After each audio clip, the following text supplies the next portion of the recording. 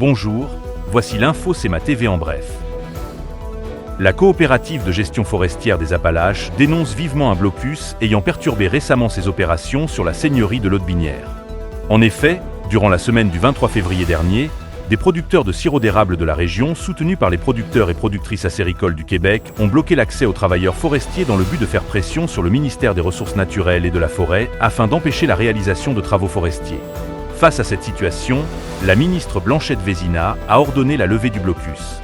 Toutefois, les moyens de pression ont persisté, forçant la coopérative à déposer une injonction auprès de la Cour supérieure. Le 27 février, le tribunal donnait raison à la CGFA, ordonnant la libération immédiate du chemin d'accès et du chantier forestier. Ce bras de fer entre les deux industries poserait donc la question d'un meilleur encadrement des zones de coupe et d'un dialogue plus soutenu entre les différents acteurs économiques de la région.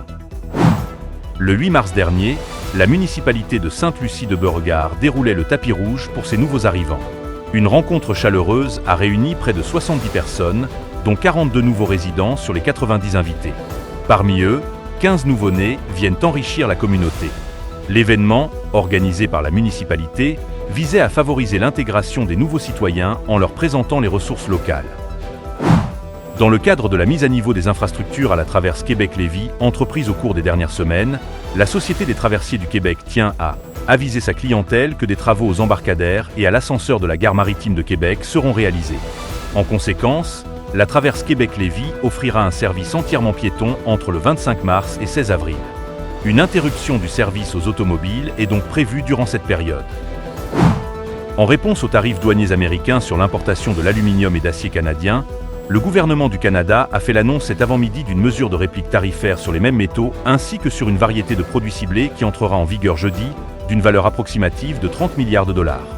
En parallèle, le ministre Dominique Leblanc doit rencontrer jeudi à Washington le secrétaire américain au commerce Howard Lutnick. Au sport, 2 matchs étaient à l'affiche hier mardi dans la Ligue de hockey junior 3A du Québec. D'abord, les Rangers de Montréal ont battu le Phoenix de Montréal par la marque de 8-5, alors que les Panthères de Saint-Jérôme l'ont emporté sur le Laval junior 3A au compte de 3-1, gagnant ainsi la série 2 de 3. Pour plus d'informations, visitez le cematv.ca ou suivez le fil X de CEMA TV.